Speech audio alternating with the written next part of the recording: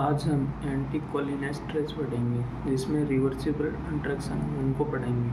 इसमें first drug है फाइसोस्टिग्माइन जो 1 mg 1 ml इंजेक्शन के अंदर आता है।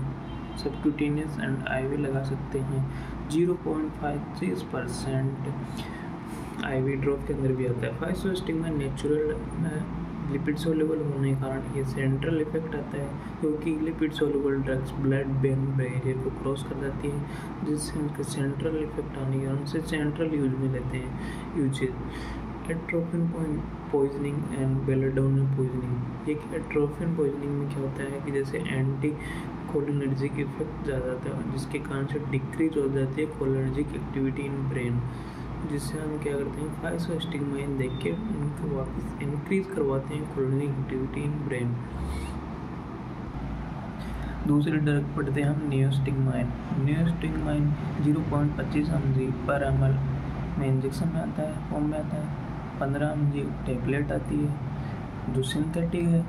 वाटर सोल्यूबल होने के कारण ये ब्लड ब्रेन बैरियर को क्रॉस नहीं कर पाती है, जिससे इसके पेरिफेरल यूज के लिए हम काम में ले सकते हैं। इसके यूज में हम post operative recovery of anaesthesia के काम में ले सकते हैं, जिसमें यूरिनरी रिटेंशन हो सकता है, तो उसके लिए हम यूज में ले सकते हैं। पैरालिटिक इलियस में, डीकोरिटेशन में यूज में ले सकते हैं।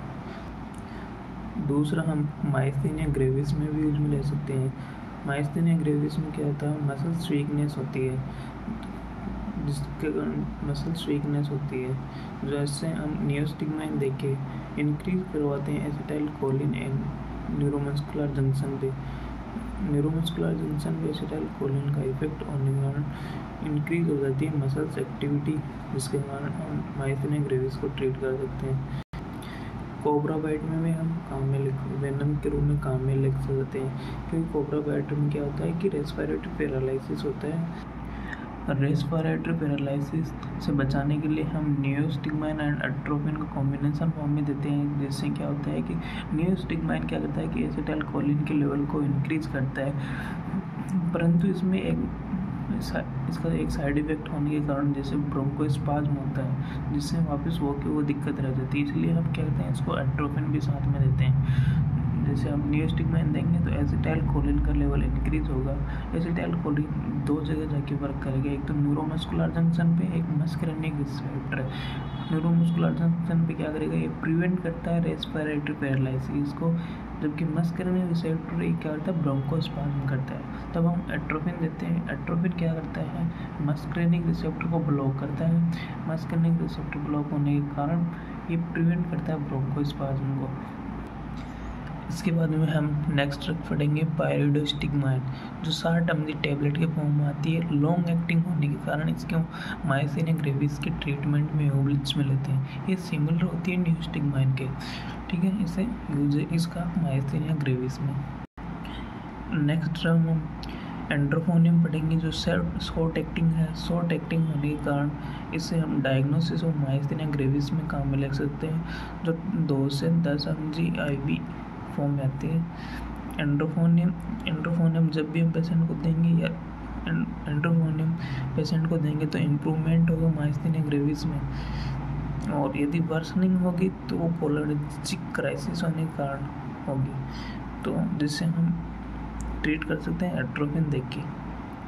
माइस्थेनिया ग्रेविस में जो टेस्ट करते हैं उसे टेंसिलोन टेस्ट कहते हैं, एमिलोटिव टेस्ट भी बोलते हैं इसको। नेक्स्ट ड्रग है हमारी galantamine, रियोस्टिग्माइन and डोनापेजिल।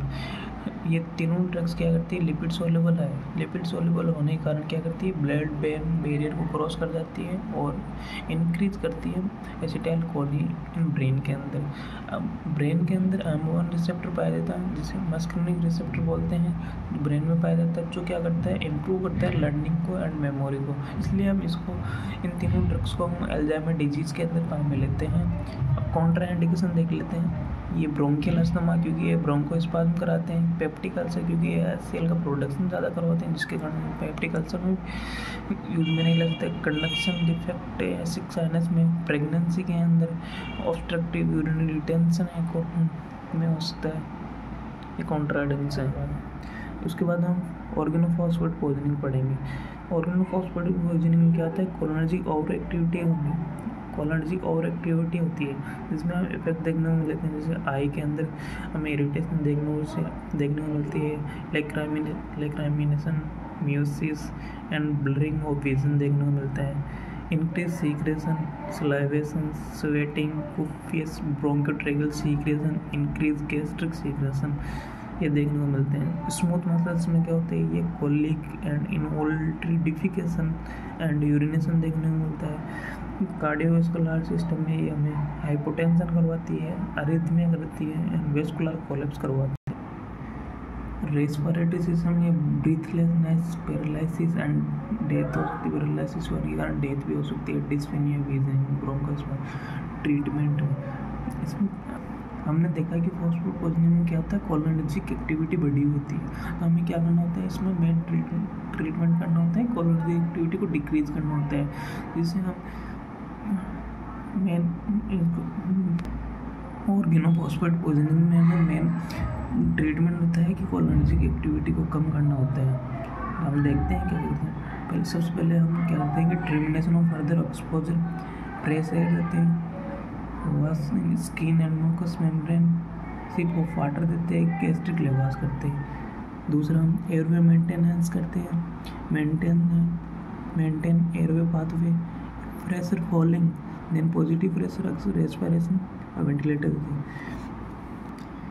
BP, hydration and conversion, BP के लिए हम ड्रग्स देते हैं, हाइड्रेशन के लिए हम फ्लूइड देते हैं एंड कन्वर्जन के लिए हम डायज़ोपाम एंटीडोट है।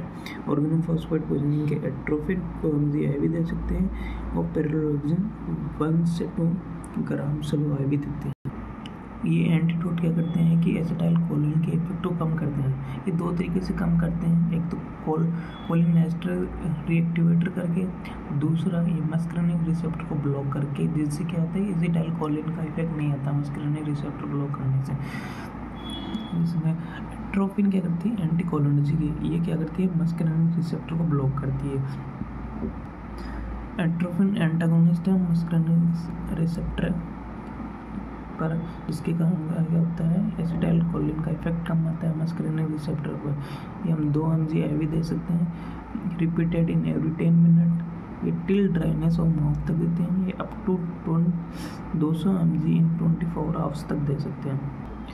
पेरिलोडोक्सिमाइन ये कोलिनेस्टर रिएक्टिवेशन है, इसमें क्या होता है कि कोलिनेस्टरेज की एक्टिविटी को वापस रिएक्टिवेट करके हम एसिटाइल कोलिन का डिग्रेडेशन करवाते हैं। एसिटाइल डिग्रेडेशन होगा तो एसिटाइल कोलिन की डिफिशियंसी होगी और कोलिनर्जिक एक्टिविटी डिक्रीज होगी। ये 20 to 40 mg पर kg आती है, चिल्ड्रन यूज में ले सकते हैं।